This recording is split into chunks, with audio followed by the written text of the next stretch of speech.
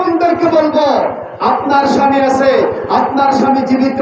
আমার বাংলাদেশের এখন অসংখ্য পরিবার রয়েছে, যে পরিবারে স্বামী জীবিত সুস্থ, কিন্তু বিবি একটা জায়গায় চাকরি করে, ওই চাকরির পয়সা দিয়ে ওই স্বামী বিবির টাকা দিয়ে সংসার চালায়। কথা বলে ঠিক কিনা?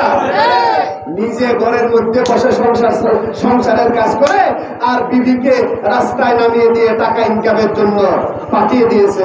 সে হচ্ছে পৃথিবীর সবচেয়ে বড় দোষ। বড় কি? দয়ুস। মনে কিছু করবেন না, আনবেন না। আমার মা বোনদেরকে বলবো, আপনি যদি 1000 কোটি টাকার মালিক, শরীয়তের মাসালা, আপনি 1000 কোটি টাকার মালিক, সংসারের ছেলের ওষুধ, মেয়ের ওষুধ, ছেলের পড়ালেখার খরচ, মেয়ের পড়ালেখার খরচ, পরিবারের সাংসারিক খরচ, 1 টাকাও সংসারের জন্য খরচ করা আপনার জন্য শরীয়তের দৃষ্টিতে বাধ্যতামূলক নয়। বাধ্যতামূলক